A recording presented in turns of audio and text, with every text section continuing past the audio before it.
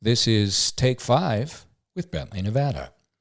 In the studio with me today is Carlos Gomez, and Carlos and I kind of kicked things off in the last episode talking a bit about Carlos' background and this whole idea of an outcome-based offering as opposed to here's some technology, we'll help you install it, and then you're on your own.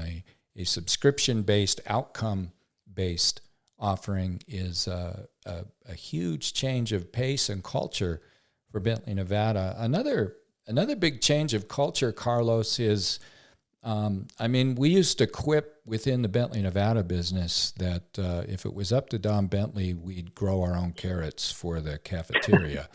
and there's a little bit of truth to that. Culturally, Bentley, Nevada has very much been kind of a intrepid rogue individual that like to do things themselves. And this machine health powered by Augury is a market departure from that. Maybe talk a little bit about why did Bentley, Nevada decide that they weren't going to just go this road alone?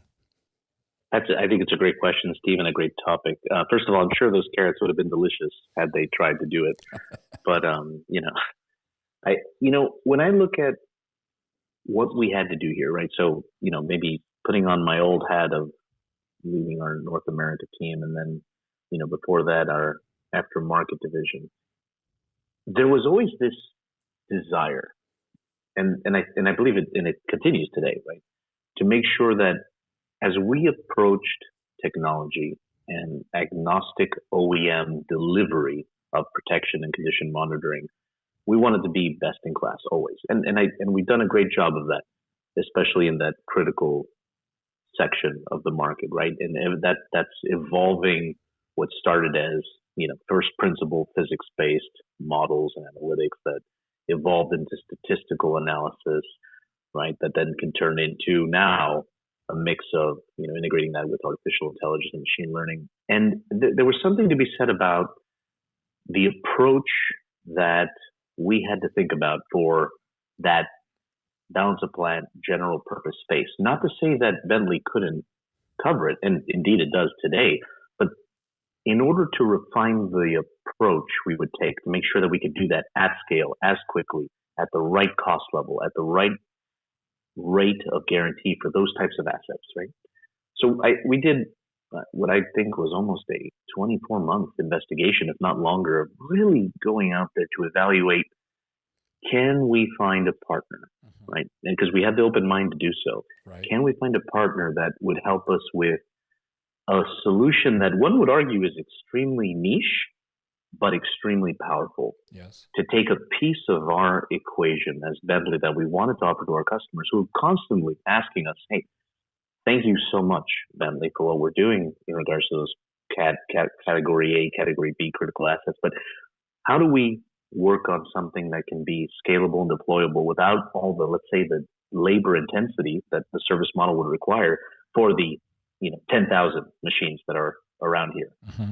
And Augury came to light after evaluating many other companies, just because, based on how specific and purpose-built their artificial intelligence solution was to making sure that machines were being listened to the way that they talk about it, right? Mm-hmm. And really driving a very strong and specific value story to how do I help my customer at scale take care of all these machines that they haven't been left behind or ignored. They've just been, spared. Yes. Or, collected manually data. So it really came down to, we believe that if our core is to focus and continue winning in this space of critical, let's partner with someone so that we can augment our capability set and really have what I call is, maybe an M&A speak, strategic bolt-on that helps us really take the plant level. Yes.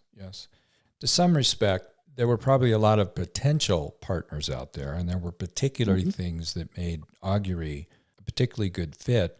The fact that Bentley even decided to go outside the fold, so to speak, and partner with somebody, what would you say was a primary driver there, Carlos? Was it time to market? It was like, we don't have a lot of time to address these issues for customers. Was it the domain knowledge is going to take a little too long for us to organically grow. What was behind that? Yeah, so I'd say maybe it's maybe two or three things. But the one came from the knowledge that if we wanted to continue helping our customers on this journey of the plant-wide, let's say, asset performance management for all machinery, right? Yes. A capability would be needed to, one, have an integrated platform and capability set that our customers could have one provider, very service-minded, very outcome-minded, for them to be able to achieve that solution. So as part of our larger, let's say, APM walkway that we're taking, there was a huge focus on, as I build this broader integrated asset performance management capability set for my customer, that's going to consume some serious resources and time. And that's good because that was a focus, right, on how this all interconnects.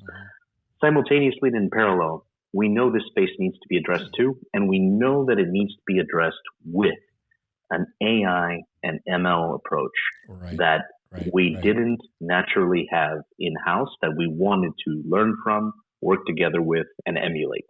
And Augury became an essentially amazing pick for that reason, because it also brought something else to the table.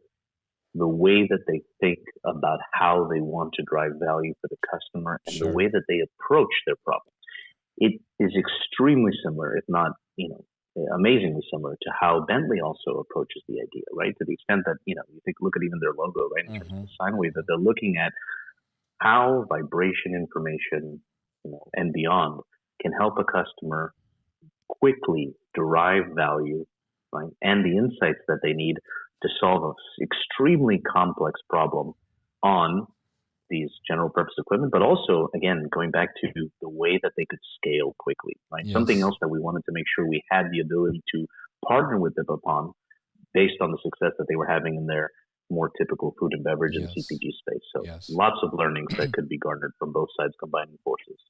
Well, I heard you say a couple things here, Carlos. One is that, could Bentley have done this themselves? Well, the answer is probably yes, but you also mentioned APM, Asset Performance Management, and I know that is, to say that's a large undertaking in the business is like the understatement of the century. This is a huge undertaking, and there's only so many resources, and so I think what I heard you say is, Steve, there was a resource issue. And we can't be everything to everybody at the same time. And pulling Augury in to help meant that a solution could be delivered faster to the marketplace. And there was an extremely good overlap ideologically of if Bentley had done this themselves, it probably would have been a lot like what it found in Augury. 100%, Steve. And maybe just to add to that, right, to your point, the nature of software alliances and the ecosystems that a lot of our software brethren are building out is specifically to this purpose. There are things that we are core at, and we need to think thoughtfully about how do we make sure that there are other areas of adjacencies that instead of having to build it all at home, how can we partner? How can we create a broader ecosystem of capabilities that we bring together under that APM mantle we're driving forward, so that the best of the best can focus on those areas and simultaneously partner with folks like ourselves so that we're delivering the most valuable equation we can to our customers, be that for APM, be that beyond.